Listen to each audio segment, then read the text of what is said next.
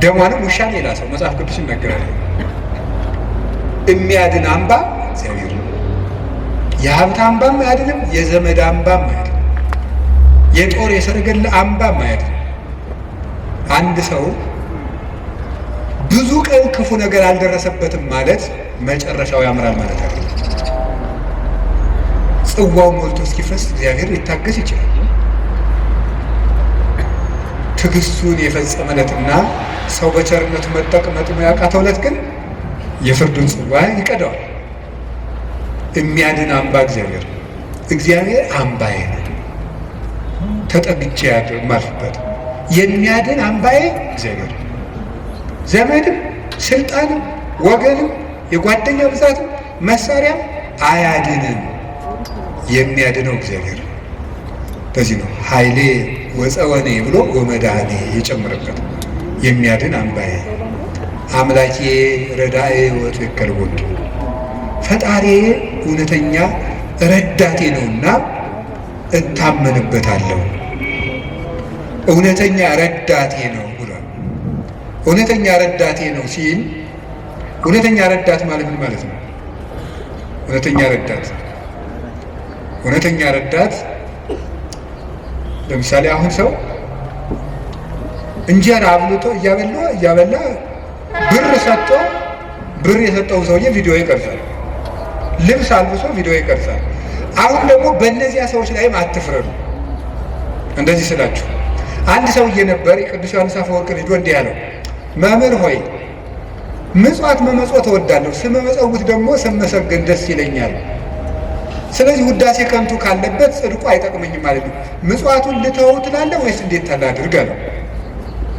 ተወው አለው። አይ ምጽዋቱን ተወው ካልከኝ ማነው ውዳሴ ከንቱን ተወው ካልከኝ ምጽዋቱን ምተዋለሁ አለው። በል እንግዲህ ከነ ውዳሴ ከንቱ መጽውት አለው። ምክንያቱም ሰው አዝመራ ዘርቶ ምንም ባይጠብቀው ለእሸት ያህል ጥቂት አያጣፍም። አንተም ከነ ውዳሴ ከንቱ ስጥ ዝም ብለህ፣ እግዚአብሔር በረድኤቱ ዋጋ ይነሳል። ስለዚህ እገሌ መመስገን ፈልጓል አትበሉ። ይፈልግ፣ እኛ ምን አገባን? ይፈልግ ማለት የፈለኩት ግን እውነተኛ ረዳት የተባለው በመርዳቱ የማይመካ እግዚአብሔር ነው። በመርዳቱ አይመካም። ገብቷችኋል አይደል? አንዳንድ ሰው ሱሪ ገዝቶ አቀማመጣችሁን ሁሉ ኦዲት ማድረግ ጀምሩ። ሱሪ ከገዛላችሁ አንተ ጭቃ ላይ ለምትቀመጥ ምን ሱሪቱን እያየ ነው እሱ ስለገዛል ይችላል ነው። እኔ አላየሁም፣ እንደዛ የሚያደርግ ሰው አይቻላም። እንደሱ ነው የምታደርገው የሚል ማለት ነው። በይፋ መከራ የሚያል እውነት የሚመጻደቅ ኧረ እንረጋጋ። በማን ላይ ነው ለዚህ የበቃል? አናውቅህም፣ ውሃ ቀቅለህ የምታድር አልነበርክም የሚል ሰው አለ። እንደዚህ ጠቅ የሚያደርግ በነገር መልሱ። እግዚአብሔር እንደዚያ በአሽሙር አያወጋም። ሰጠው ብሎ እውነተኛ ረዳቴ ነው ያለው እሱ። እግዚአብሔር ሳይሰለች ይረዳል። ሁልጊዜ ነው የሚረዳው። እግዚአብሔር ምንድን ነው የምትሉት? አንኮንዲሽናል ላቭ ነው የምትሉት መሰለኝ አሉ። የእግዚአብሔር ፍቅር ሁኔታ የለውም ማለት ምን ማለት ነው? ጥሩ ሰው በሆንኩ ቀን የረዳኝ እግዚአብሔር በረከስኩ ቀን አይተወኝም። ስለዚህ እግዚአብሔር እውነተኛ ረዳት ነው። ሰው ግን ቀን የጣለለት ጥሎ ይሄዳል። እግዚአብሔር እውነተኛ ረዳት ነው። ሁሉ ነገር ሲያልቅ ብቻችን ስንቀር አብረውን የሚቆም እሱ ነው። የእግዚአብሔር ቤተሰቦች እግዚአብሔር እውነተኛ ረዳት ነው ማለት እሱ ነው። መርጦ አይረዳም እግዚአብሔር። አሽቃብጡልኝ አይልም። አሁን እኮ በጣም ይሄ እንደው አንዳንድ ጊዜ ይገርማል። አሁን ለምሳሌ ለቤተ ክርስቲያን እንኳን ሰው ስራ ለመስራት ትሪትመንት ይፈልጋል። እንዲህ ይባላል፣ እኒህ አቶ ገሌ በእውነቱ ለዚህ ቤተ ክርስቲያን ዋና ቀኝ እጅ ናቸው ካልተባለ ደስ አይለውም። ይሁን እንግዲህ እዚህ የዚህን ደብር አላልኩም፣ ኦል ኦቨር ዘ ወርልድ ነው። ገብታችኋል አይደለም? የዚህን ደብር ማለት ሳይሆን በቃ በአጠቃላይ ሰው እኔንም ጨምሮ ማለት ትሪትመንት በቃ ኮሚኒኬሽኗ ካላማረች ወይ አለቃው ወይ ሰባኪው ወይ መምህሩ ገብረ ስላሴ ወለተ ስላሴ መጣችሁልን አልተባለ ይሆን? እግዚአብሔር እንደዚህ አይደለም። አሁን ዝም ብለህ መጥተህ እግዚአብሔር ሆይ ሳንል ዝም ብለን እንዲሁ ቆም ምብንን ይሰማል፣ ልብን ያዳምጣል እግዚአብሔር። እለትሰምዑ ለሆሳሰ ልብ። ቆይ በኋላ የኔታ ይሉላቸዋል መላከ ገነት። እኔ በዚህ በጩኸቱ ዓለም ስለሌለውበት እሳቸው ይሉልናል። ይሄ መልክአ ሕማማትና በጣም ደስ ይለኛል። ስለ ሥላሴ የሚነገር ነውና እለትሰምዑ ለሆሳሰ ልብ። ደስ ሲል ሥላሴ የልብን ሹክሹክታ የሚሰሙ የልብን አፍን አይተው ሳይሆን ነገር አሳምሮ ተናግሮ። እኛ እኮ ኮሚኒኬሽን ስኪል ተብሎ ኮርስ እየተሰጠን ነው። ሰው የሚወድልህ ወግ እንዴት አድርገህ ታዋጋለህ ነው ጨዋታው። መከራ አድርገህ ማዳመጥ አንዱ ስኪል ነው ምናምን። የሰዎችን ጥቅም አስቀድም፣ ምንትስ እንደዚህ በል፣ የቃላት ምርጫ ይኑርህ። እግዚአብሔር እንደዚያ ሳይል ጥሩ አድርገው ተናገሩ። ፍልስፍና ተምረዋል፣ ዲግሪ ያላቸው አነጋገር ይችላሉ። መግቢያው እንዴት ነው? ሀተታ ውሳ ኮንክሉዥኑ ጥሩ ነው አይልም። እግዚአብሔር ልብን ይሰማል። ልብን የሚሰማ እግዚአብሔር። ሐና የሳሙኤል እናት ሐና ምንም እኮ ነገር አላለችም። በልቧ ነበር የምታተኩት። እግዚአብሔር የልቧን ይሰማል። እግዚአብሔር የልቧን ይሰማል። ሌሎችም እና እግዚአብሔር ልብን ያያል፣ ሰው ፊትን ያያል የተባለ ለዚህ። አንዳንድ ጊዜ እውነቴን ነው የምነግራችሁ፣ መታችሁ የምትሉት ከጠፋችሁ ብትችሉ ዝም ብላችሁ የአባታችሁ ቤት አይደል ቁሙ፣ ዝም ብላችሁ እዚህ ገብታችሁ ራሱ። አንዳንድ ጊዜ ጭንቀት ይበዛና ቃላት ያጥርና ኃጢአት ይደራረብና አፍን መክፈት ያቅታል። ገብቶ ዝም ብሎ ቢቻል ማልቀስ ጥሩ ነው። እግዚአብሔር ከሺህ ቃላት አንድ ዘላላ አድባል ይወዳል። እዚህ ገብቶ ማልቀስ እና እግዚአብሔር እውነተኛ ረዳቴ ነው።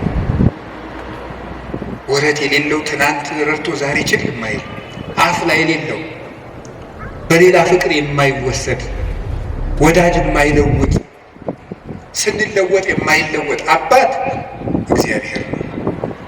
ደግሞ የማይደክመው የማይሰለች ለሁሉም ይበቃ አባት እግዚአብሔር ነው። እኔ ለምሳሌ አሁን እንዳንድ የቤተ ክርስቲያን መነኩሴ አሁን ለምሳሌ 3 ሰዎች ሊያነጋግሩ ቢፈልጉ 3 ሰዎች እንዳነጋገሩ መሽቷል ደህደሩ ቤት እግዚአብሔር የሁሉ ሰው በአንድ ጊዜ ይሰማል። ታዲያ እውነተኛ ረዳት አይደለም ነው። አንድን የቤተ ክርስቲያን አባት በጣም ትልቅ ሰው ቢሆን ሁልጊዜ ከሌሊቱ 6 ሰዓት ብትደውሉበት አንተ ስራ የለም ስራ ታተዘ በዚህ ሰዓት ይደወላል ሊሉ አይችሉም ይላሉ። እግዚአብሔር መንፈቀ ሌሊት ብንጠራው አለ። እግዚአብሔር ሊነጋ ሲል ብንጠራው አለ። እግዚአብሔር የትም ሆነን ብንጠራው አለ። ገደል ውስጥ ብንጠራው አለ። የረከሰ ቤት ውስጥ ሆነን ብንሰራው ምንድነው ሌሊት በምንጣፌ ላይ ሳለው ነፍሴ የወደደችው ፈለግኩት ይላል ማለት ሰሎሞን ላይ። እና ይህን ምንጣፍ የሚለውን ሊቃውንት ተርጉም ይላሉ። በኃጢአት አልጋ ውስጥ ተዘፍቄ ሳለው ፈጣሪዬን አሰብኩት። ውልቃት ውስጥ ሆነን ብንጠራው እግዚአብሔር ይሰማል። እግዚአብሔር እውነተኛ ረዳቴ ነው ያለው ለዚህ ነው። ምእመኔ ወቀርነ ሕይወቴ፣ የምታመንበት የሕይወቴ መመከቻ ቀንድ እግዚአብሔር ነው። ሰው በጽዋይ ክወል እግዚአብሔር እድህንም ጸሬ፣ ፈጣሪ እግዚአብሔርን በጠራሁት ጊዜ ከጠላቶች እድናለሁ። ይህንን ይዞ ሰሎሞን የእግዚአብሔር ስም የጸና ግንብ ነው ይላል። መጠጊያ የእግዚአብሔር ስም፣ የእግዚአብሔር ስም ሲጠራ፣ እግዚአብሔር የሚል ስም ሲጠራ ምድርና ሰማያት ይደነግጣሉ። ኢየሱስ የሚል ስም ሲጠራ ምድርና ሰማያት ይደነግጣሉ። ፊልጵስዩስ ምዕራፍ 2 ላይ አለላቸው ከመለስሙ ለዚህ ለኢየሱስ ክርስቶስ ይስግድ ኩሉ ብርክ ዘውስተ ሰማይ ወዘውስተ ምድር ወዘበታሕተ ያለ ምድር። ለኢየሱስ ክርስቶስ ስም በሰማይና በምድር ከሰማይ በላይና ከምድር በታች ያለ ጉልበት ሁሉ ሊንበረከክ ይገባል። ለአንድ መነኩሴ ገዳም ሲገባ ከሚሰጠው ትምህርት አንዱ የኢየሱስ ክርስቶስን ስም መላልሰ መጥራትን አታቋርጥ ነው የሚባለው። የኢየሱስ ክርስቶስን ስም ኢየሱስ ክርስቶስ ጌታዬ ኢየሱስ ክርስቶስ ወይ ማረኝ ብዙ ቀን እናገራለሁ። እንዲህ ኢየሱስ ክርስቶስ የሚለው ስም ዝም ብሎ የሚቀር ስም አይደለም። ዲያብሎስ የሚፈራው ኢየሱስ የሚለውን ገና ሳይጨርሰው ቅዱስ እንጦስ ነበር የከበቡት አጋንንት የተበተኑት። በገድለ ቅዱስ እንጦስ እንደተጻፈ ክርስቶስ ኢየሱስ አማኑኤል እግዚአብሔር ብሎ መጥራት ዝም ብሎ አይደለም። በፍቅር ጥሩት፣ ጉልበት ይሆናቸዋል። ስለዚህ ጉልበቴ ሆይ እወድሃለሁ ያለው ከዚህ የተነሳ ነው። የእግዚአብሔርን ስም በጠራሁት ጊዜ ከጠላቶች እድናለሁ። ፈሪ አትሁኑ፣ ጠንቋይ አትሁኑ። ውሸታም ነው ጠንቋይ፣ አትፍሩ። ምናልባት እደግምባችኋለሁ ምናምን ቢል ምንም አትፍሩ። አሁን ይሄ ድሮማ ምን ያደርገ ይሄ ጠንቋይ ሁሉ ጨው በቂጣ ቅቤና በርበሬ አንድ ላይ ሆኖ በገጠር በነገራችሁ ላይ ጨው የሚባል በርበሬ ነው እና በጣም ይገርማል። እና በጨው እንጀራ በላው ካልክ ሳልት አይደለም እንትን ነው በርበሬ ነው። እና በጨውና በቅቤ የተቀብቶ ቂጣ ያንን ያዞሩና አጋንንቱ ምናምን ብለው ደጋሞ ቱቱቱቱ ብለው መንገድ ላይ በቃ እያማተበ መብላት ቄስ ተማሪ ተመስገን ይላል። በስመ አብ ወወልድ ወመንፈስ ቅዱስ ግጥም አድርጎ ነው። የሰይጣን እንጀራ የለውም። ማን አባቱ ነው ለሰይጣን እንጀራ የሰጠው? የክርፋታ ድሃ ምንም የለም። ማምላክ ሰይጣን ደግሞ የት አባቱ ነው እንጀራ ያለው? ደግሞ እሱ መቼ የቆፈረውን መቼ የፈጠረውን እንጀራ ነው። እንጀራን ለሰይጣን አትስጡ፣ ምንም ለምንም አትስጡ። አትደንግጡ። በእስራኤል ላይ ጥንቆላ በያዕቆብ ላይ ሟርት አይሰራም አይደለም ነው የእግዚአብሔር መጽሐፍ እንደዚህ ነው። የእግዚአብሔር ስም የጸና ግንብ ነው። እኔ ሁልጊዜ እናገራለሁ፣ የካህናት ስልጠና ስሰጥ እናገራለሁ። ምናልባት ድግምት የሚችል ሰው ካለ ጀግና እለዋለሁ፣ ይድገምብኝ ብዬ አውቃለሁ። አሁንም ይቻላል። እንደ ወንድ የሆነ ጀግና በዓለም አለ የተባለ ጠንቋይ ይድገምብኝ ብዬ አውቃለሁ። ይኸው አሁንም የምትሰሙ ካላችሁ ድገሙብኝ። እኔ በጌታችን በመድኃኒታችን በኢየሱስ ክርስቶስ ስም ፍጹም አምናለሁ። ምግባሬ ከሰው ድሃ ልሆን ይችላል። በክርስቶስ ስም ግን ቀልድ የለም። ስሙን በስመ አብ ወወልድ ወመንፈስ ቅዱስ በጠራሁት ጊዜ ውዬ ባድር አንዳች እንደማይዞረኝ ያምናለሁ። እውነቴን ነው የምነግራችሁ። አሁን እኔ ሰው በጫማ ይደገምበታል በምናምን ይችላል። እኔ ጫማዬን ትቼው ነው የምመጣው፣ ውጭ ትቼው ነው የምገባው። መድገም ይቻላል። 4 ሜትር ምንም አልሆንም። እናቱ ድንግል ማርያም ለእኔ መጠጊያዬ ናት። በእናትነቱ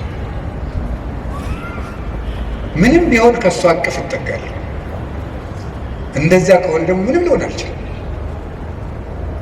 ስለዚህ አባ ጊዮርጊስ የተናገረው ሁልጊዜ የምወደው ቃል አለ። ለመኮነ ሰማይ መድሄ ወምድርኒ ማይረጸ እመተጣበቁን ሀሪጾቴ ምንተ እንከ ይረስዩኒ ለማ አንቲ ምስሌየ። ሰማይ መጅ ምድር ወፍጮ ሆነው አጣብቀው ቢፈጭኝ አንቺ ከኔ ጋር ከሆንሽ ምን እሆናለሁ? እግዝእትየ ቅድስት ድንግል ማርያም ዘበዕብራይስጢ ማርያም፣ በዕብራይስጢ ማርያም የምትባይ እመቤቴ ቅድስት ድንግል ማርያም ሆይ ለመወልድኪ አፍቀረኒ መኑ ይጸልአኒ። ልጅሽ ከወደደኝ ማን ይጠላኛል? ፀሐይ ይሴብሐኒ ወወርኅ ይባርከኒ ወከዋክብት ይቀድሱኒ። ልጅሽ ከወደደኝ ፀሐይ ይዘምርልኛል፣ ጨረቃም ያመሰግነኛል፣ ከዋክብት ይዘምሩልኛል። በእኔ ላይ ማንም በጠላትነት መነሳት አይችልም ይላል አባ ጊዮርጊስ። ልጅሽ ከጠላኝ ግን ማን ይወደኛል? ሰውን ልላችሁ የፈለግኩት ፈሪ አትሁኑ። ጠንቋዩን ይሄ ምናምን ውሸታውን እንደዚህ የሚለውን አትስሙት። እደግምብሃለሁ፣ ማንም ድሪቶ የፈለገውን ቢያይ ፈሪ አትሁኑ። በሙሉ ልቤ የማምነውን ኢየሱስ ክርስቶስን እንዲህ ይናገራለሁ፣ እውነቴን ነው። ስለዚህ እግዚአብሔር የምዋጋበት የደህንነት ቀንድ በሬ በቀንዱ እንደሚጠበቀው እኔ በእግዚአብሔር ተጠብቄ እኖራለሁ ይላል ቅዱስ ዳዊት። እግዚአብሔር ሁላችንንም ይጠብቀን፣ ከሌሊት ከሚሰብር በቀን ከሚወርጅ ያድነን መድኃኒዓለም። ሁላችን በሰላም ወጥተን እንድንገባ ይፍቀድልን። ስለዚህ ጉልበቴ ሆይ በሉ እስኪ ምን አላችሁ? በሉ እንጂ። ስለዚህ ጉልበቴ ማለት ኃይሌ ማለት ነው።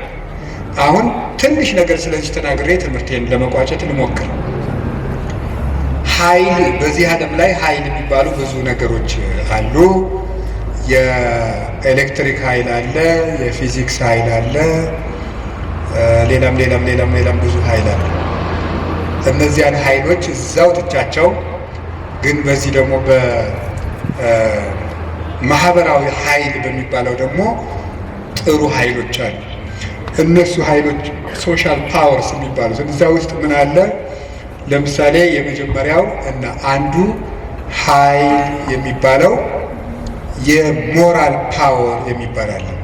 ሞራል ፓወር ማለት የስነ ምግባር ኃይል ማለት ነው። የስነ ምግባር ኃይል የሚባለው ሁለት ይከፈላል።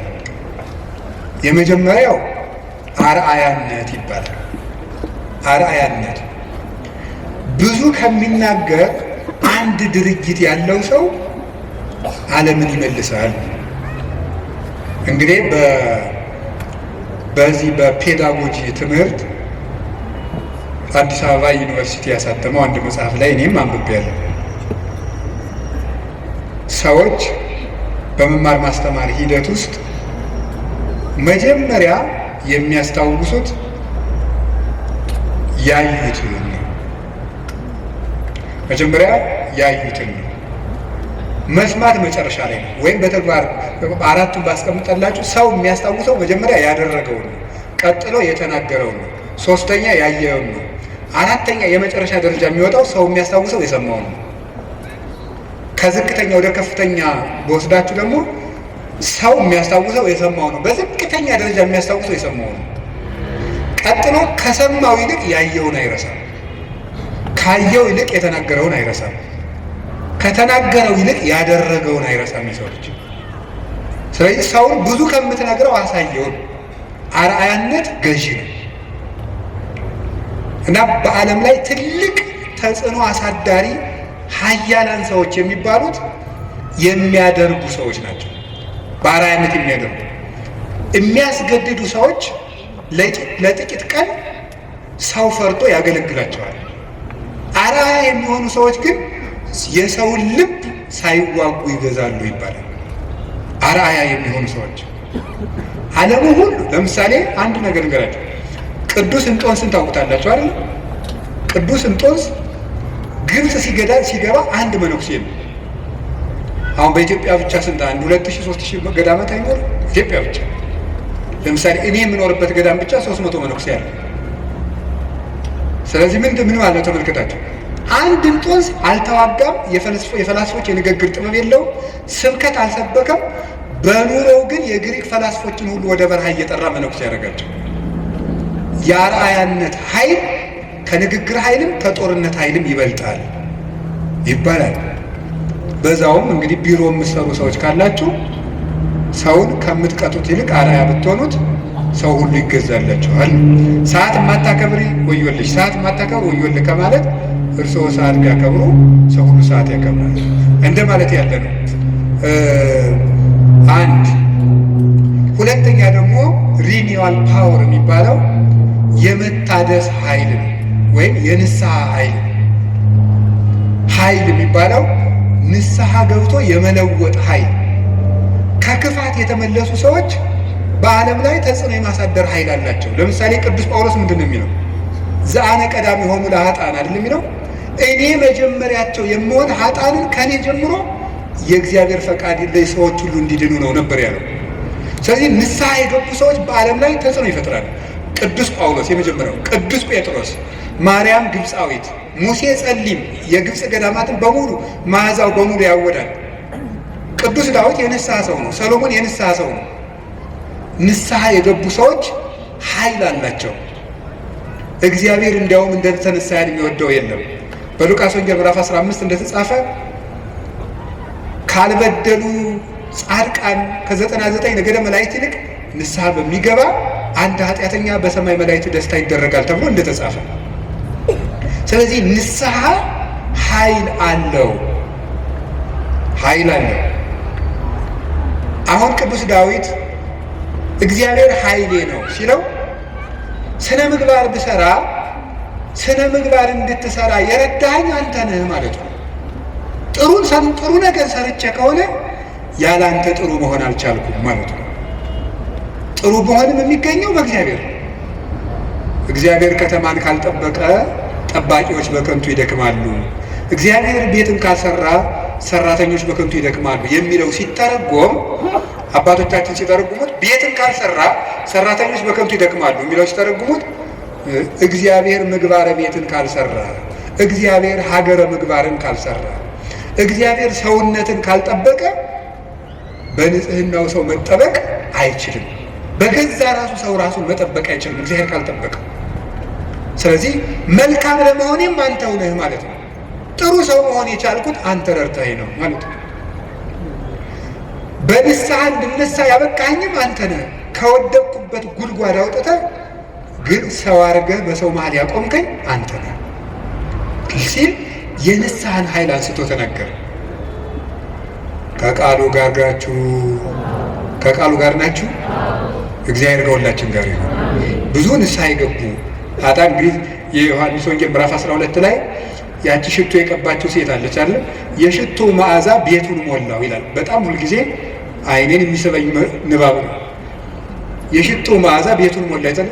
ሊቃውንት ሲተረጉሙት ቤት የተባለች ቤተክርስቲያን ናት። ክርስቶስ ያለበት ቤት ቤተክርስቲያን ናት። ክርስቶስ ያለበትን ቤት ያቺ ሴት ያመጣችው ሽቱ ሞላው ማለት ምን ማለት ይመስላችኋል? የአንዲት ንስሐ የገባች ነፍስ ዝናዋ፣ ስነ ምግባሯ ቤተክርስቲያንን ሞላ። አሳዳጁን ጳውሎስ አይደለም እንዴ ተነስተን ቅዳሴ ላይ ቅዱስ ሐዋርያ ጳውሎስ ሰናየ መልእክት ፈዋሴ ዱያን ዘነሳይከ አክሊለ ሰአል ወጸልይ በእንቲአነ ያድኅን ነፍሳተነ በብዛ ሳህሉ ወምሕረቱ በእንተ ስሙ ቅዱስ የሚባለው እኮ አሳዳጁ ጳውሎስ ነው። የዚያች ሴት ሽቶ ቤቱን ሞላው ማለት ንስሐ የገባች ነፍስ መዓዛ ቤተ ክርስቲያንን ይሞላል። ተዘከረን ሳይባል ቅዳሴ ተቀድሶ ያውቃል? ሰምታችኋል? ይቀደሳል ነው አትሰሙ?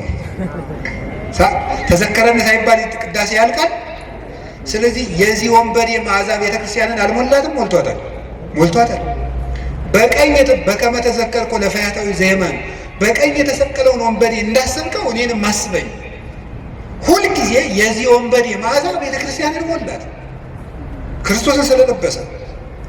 ታዲያ ወንበዴን መልሶ በቤተ ክርስቲያን ዓመት ሙሉ ስሙ እንዲጠራ ላደረገ አምላክ አቤቱ ጉልበቴ ሆይ ንገሩኝ እወድሃለሁ መባል ይገባዋል። የኃጢአትን ሸክም ፈንቅዬ ወጥቼ በፊትህ እንድቆም ያደረግከኝ አምላኬ ሆይ ጉልበቴ ሆይ እወድሃለሁ። የእግዚአብሔር ቤተሰቦች ያለ እግዚአብሔር ጉልበት ካለንበት ኃጢአትን መውጣት አንችልም። አንዳንድ ጊዜ ሰይጣን ምን ሊለን ይችላል? አይ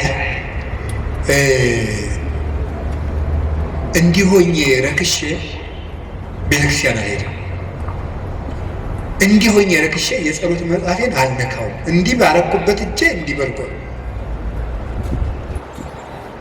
እንደ ይገርማቸዋል እኮ ጸሎተኛ ለመሆን ምን ያስፈልጋል ቢሏቸው አንድ አባት መጸለይ አሏቸው። ጸሎተኛ ለመሆን መፍትሄው ምንድን ነው?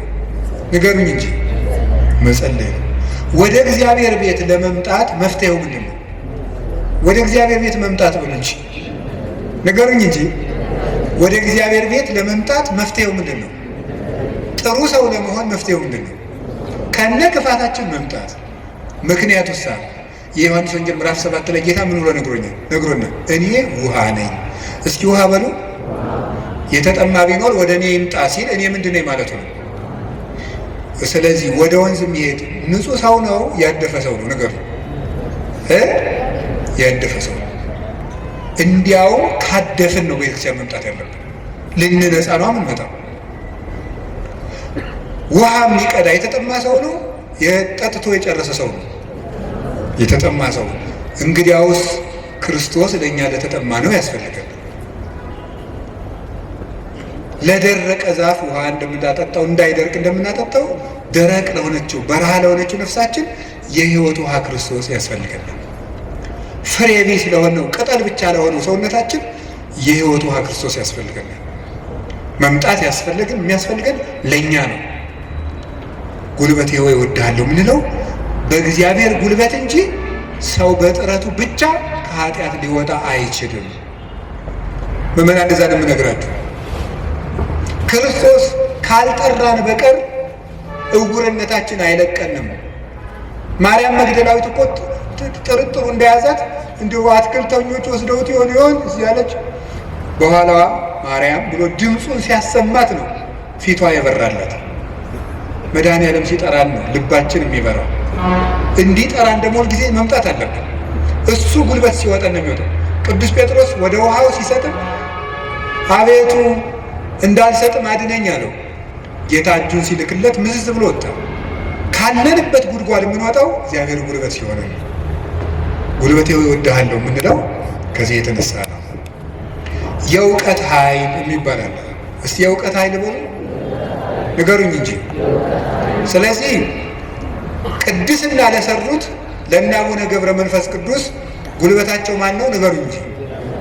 አቤት አቡነ ገብረ መንፈስ ቅዱስ 562 ዓመት ምግብ ሳይበሉ ኖረዋል። ውሃ ሳይጠጡ ኖረዋል። እግዚአብሔር አስችሏቸዋል። ምንም ሳይበድሉ እንደ መልአክ ንጹሕ አእምሮ ነበራቸው እሳቸው። ስለዚህ ምን ብለው ይዘምራሉ? አቤቱ ጉልበቴ ሆይ። ደግሞ እኔና እናንተን የመሰሉ ኃጥአንም ደግሞ አለ። ማርያም ግብፃዊት አለች። ኢየሩሳሌም ስትሄድ በግብፅ አመንዝራ ኢየሩሳሌም ስትሄድ ደግሞ የምታመነዝርባቸው ወንዶች ልታገኝ ነው ሄደች።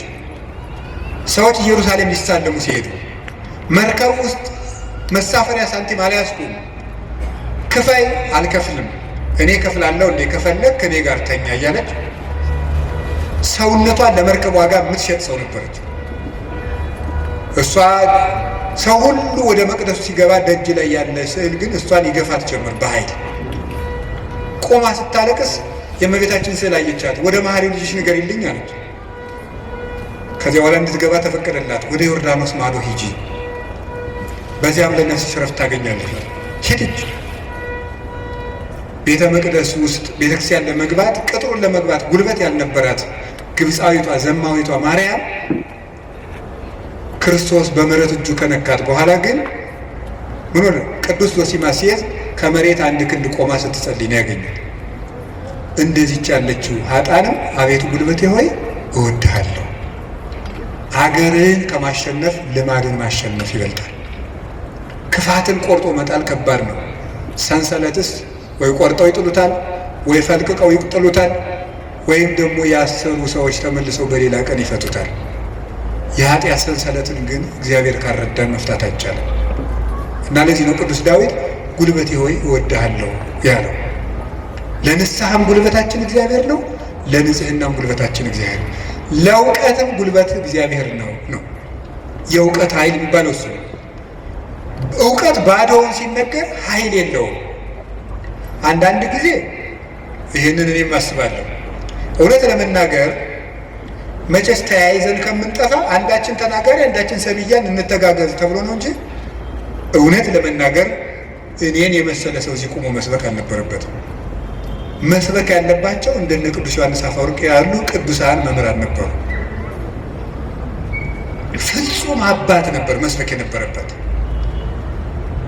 ቅዱስ ባስልዮስ ዘቂሳርያ ሲያስተምር ከአንደበቱ የሚወጣው የእግዚአብሔር ቃል እንደ እሳት ላንቃ እየተቆረጠ በምዕመናን ትከሻ ላይ ሲያርፍ ይታይ ነበር።